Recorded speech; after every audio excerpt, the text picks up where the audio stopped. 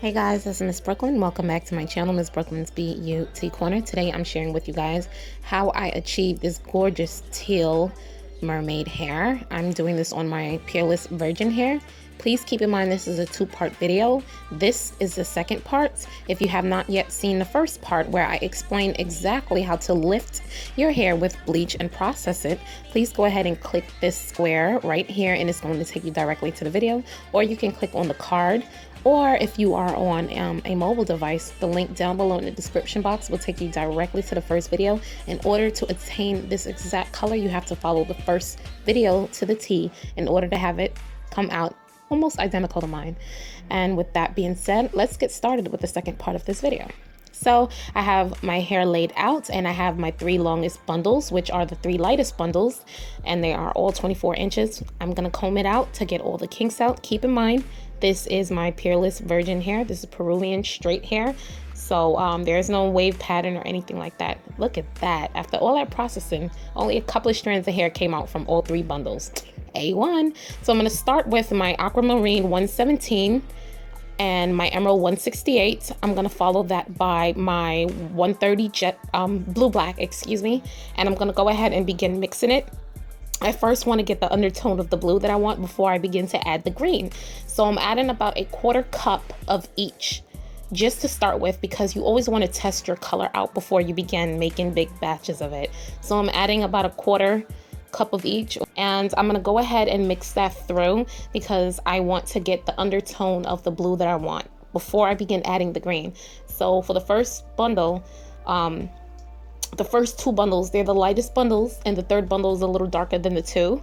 I want them to be the brightest on the bottom with the most blue on the bottom of my units. As you guys know, this is on a wig. I was making a wig and I knew that I wanted the brightest of the blue to be on the bottom and the rest to go underneath. Now that I have that all mixed through, I'm going ahead and add in my green, and again, the green is called Electric Lime, number 168, I do believe. I have it written down below in the description box. So this is the first color I got, not quite there, so I'm gonna go ahead and add a little bit more of the emerald. I only added about a 1/4 size amount, about the size amount of a 1/4, like 25 cents, yeah. And I'm mixing that through. Now I have the color I want and the undertone of the blue that I want. And why that was important is because, as you guys can see, once I start tinting the hair, you can see the brightness of the blue. And again, I wanted the ends of this hair to be the brightest. You have to keep tinting. You have to apply a lot of pressure. You have to, it's all in the flick of the wrist. I hate saying that, but I love saying it at the same time because the flick of the wrist is very important. The way you manipulate your brush and move it is very important because you want to coat each strand of hair. Again, like I said in the first part, this is a very long video. I rather it being long than short because I want to fill it with as much as information as possible so that you guys can grasp this and do this all on your own. The more you do this, the better at it you will become. And like I said, every coloring process is different. This is the process I took to achieve this color that I wanted. So as you guys can see, it's fairly bright on the bottom. I do apologize for the angle of my camera. I'm not used to recording the process of how I get my hair colors. And I do feel that the angle is not right. And I will make it up with the next hair coloring job that I do. I'll go ahead and record that process also, just to make it up for you guys so you can get a better glance and I can further explain more for you guys. Anyway, as you guys can see, I have my hand as a barrier, number 1, to stop the hair from lifting so that I can apply all the pressure I want. Number 2, so that I don't go up past a certain point, because like I said, I want the tips to be the very brightest. I am spreading the hair apart using the brush, applying lots of pressure. As you guys can see, I go over the same amount of the same pieces of hair several times. I go over it because you have to keep tinting and coating, because the color is a rinse, it's not dye. So number 1, this has to process for a long time. Number 2, you have to keep going over it so that it can get to the opacity that you want it to. You want this to be very opaque, so that's why I go over it several times.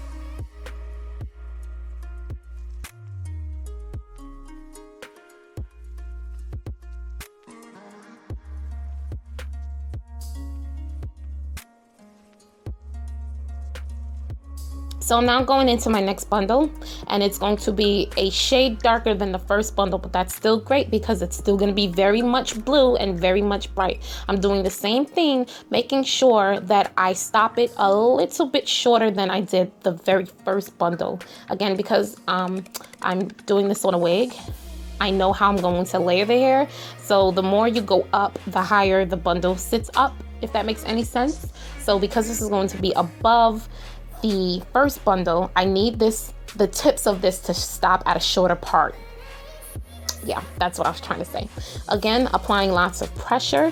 Again, spreading the hairs, making sure every single strand gets coated, making sure that I apply even strokes so that there is no discoloration, no light or blind spots, as I like to call them, which is spots where you did not see that you still have blonde showing. I cannot stand that. I hate that. So I go over it several times. I don't know about you guys. A lot of people say, oh, coloring hair is so redundant in the process. It's very relaxing to me. I actually love and enjoy doing this because I love putting the love into doing this into it and listening to music. I was jamming, I was partying, and I really was just actually being relaxed. Okay, so because this bundle is a little darker than the first bundle, I had to go in with more blue because I noticed it was tinted more green and I did not want that. I went in with a little bit more blue. I tinted it with a little bit more blue, and I've used the Aquamarine blue with just a quarter size amount of it. And I put that down, and then I went over it with the mixture that I originally made, just so that you guys are not confused. So if your first two bundles, if you didn't lighten it light enough, you're going to use more blue to combat the green. And if it's too light and it's tinting too blue for you, you're going to use more green to combat that. Now I'm going in and I'm checking the first bundle. As you guys can see, the color is perfect. We're going to just let it process. This is the third bundle. It is the darkest of the first two, which is still lighter than the next two bundles to come.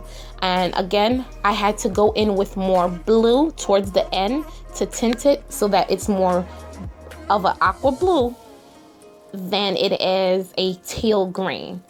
So just so that you guys can understand, because it might be a little confusing, underneath it's a lot more blue. On top it's a lot more teal and green.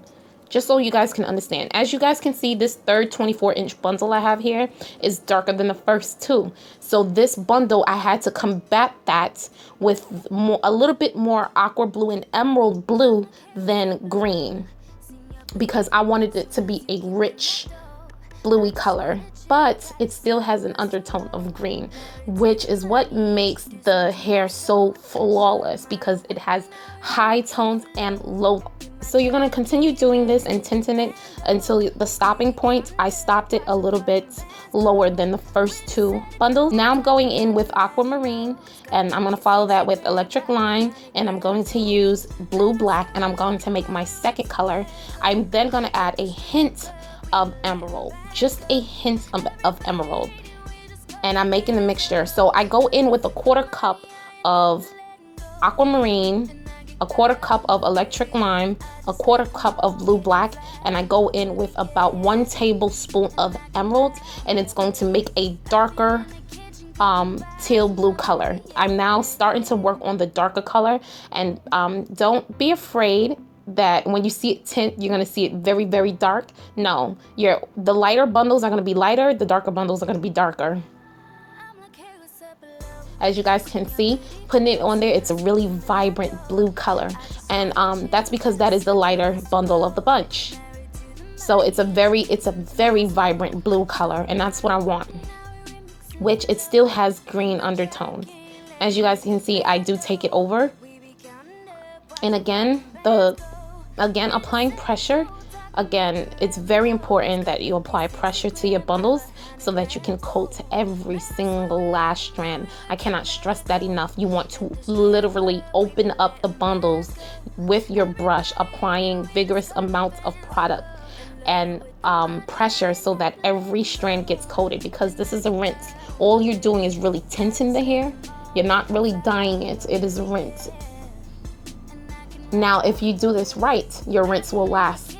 Now I have the two shortest bundles, which is one bundle of 20 inches and one 18-inch closure. They are the darkest bundles of the bunch. That was done purposely, which I explained in the first part of this video. I'm going in with that same mixture that I just made, and I'm going to coat the bottom. As you can see, I have the 18 inches closure sitting on top of the 20-inch bundle, and the reason being is because I want the tips of my closure to match the middle part of my 20-inch bundle. So when I say blending in, you want it to be flawless. You want your transition of colors to fall into each other, so there's no line of demarcations, so you can't see where one hair length ends from the other. Although you can always use shears to level everything out, I didn't want to do that because I knew I was not cutting this hair at all. I knew it had to be done correctly during the stages of coloring. Now, you guys might be looking at this and saying, oh, that's really, really blue. But because these two bundles are the darkest in color, and they're a little bit more brassy, which I did purposely.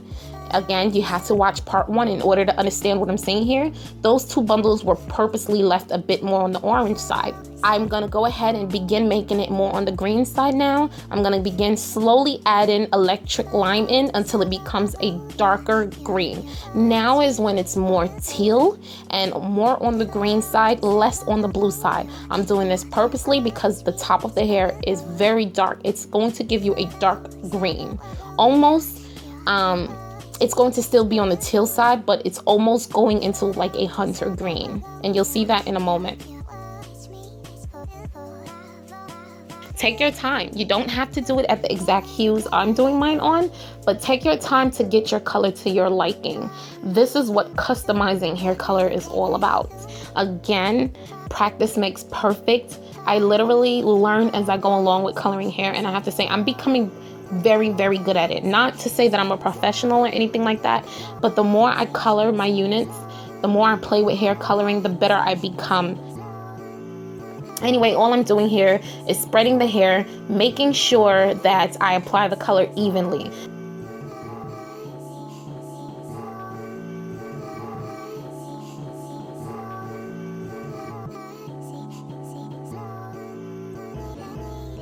I'm now going to go darker with the color. Now I'm adding only Aquamarine, Emerald, and the electric lime color into the bowl. I used a quarter amount of each, but when it came to the electric lime, I used a little bit more than a quarter amount, adding more green. Here, I'm going in with jet black.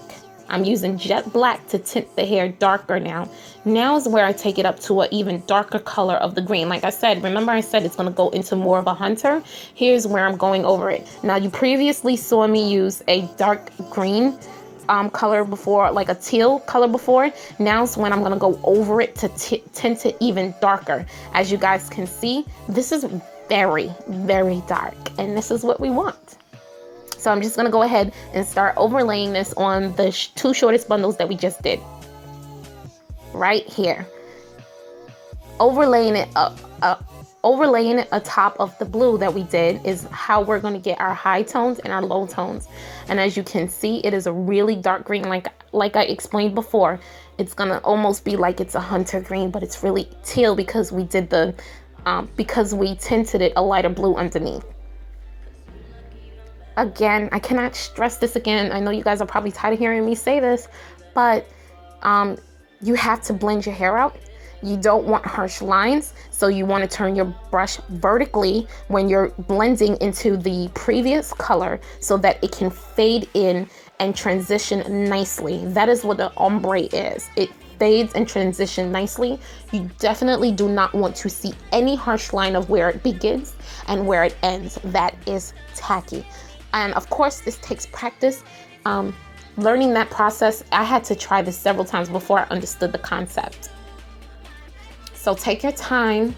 If you have to watch this video several times to understand and see, because some people learn by hearing, some people learn by seeing. I am a seer. I have to see how it's done. So take your time, watch the video several times, and begin to slowly play with the colors until you achieve the look that you're going for. You don't necessarily have to do it how I did it.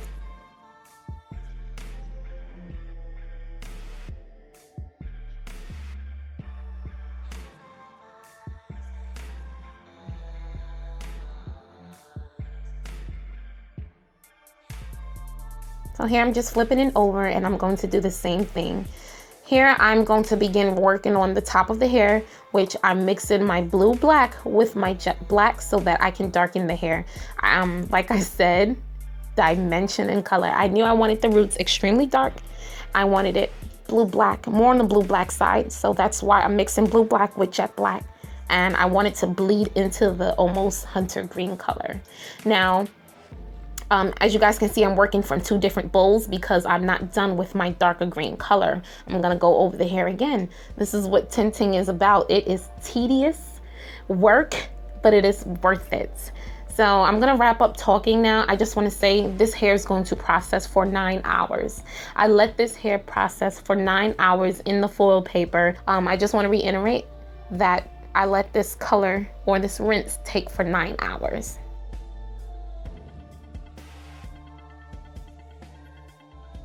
I'm working on the closure section, and I just want to say be very careful that you do not get it on the lace.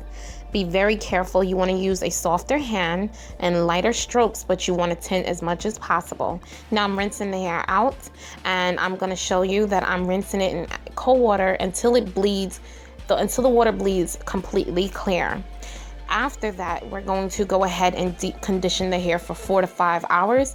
And I'm using a mixture that I love to use because it brings the hair right back. I'm using silicone mix. I'm also using Moroccan deep. I'm also using macadamia deep hair mask. I'm adding several drops of argan oil, and then I'm adding some ORS hair mayonnaise to the mix. I fill my hair bowl up with extremely hot water. The water is almost at bubbling level, like it's very hot. And I dip the hair into it like so. As you can see, this peerless hair is gorgeous. Like, look at this hair. It's like I did nothing to it. It's so beautiful. The hair is so soft and so silky. And what this conditioning treatment does is repair the hair of any damage it may have and adds moisture right back in. So I'm basically very gently steaming it back to the moisture back in. As you can see, it is gorgeous, gorgeous hair. I let the hair sit in this mixture, like I said, for 4 to 5 hours. Sometimes I do 8, but on this particular day, I let it sit for about 5 hours before I let it completely air dry. And after I air dry it, I made my unit. So guys, in the next part of this video, I'm going to show you exactly how I lay my closure flat, and I'll also show you a little bit of how I sew my unit. So if you want to see how I achieve the unit, go ahead and click this video and it'll take you right to that. In the meantime, here's the final look of the color. I hope you guys enjoyed this video. If it was very informative to you, if you learned something, do me a favor, please like this video and share this video on Google+. Follow me on any of my social media networks. And I love you all, and I'll see you in my next video. Bye.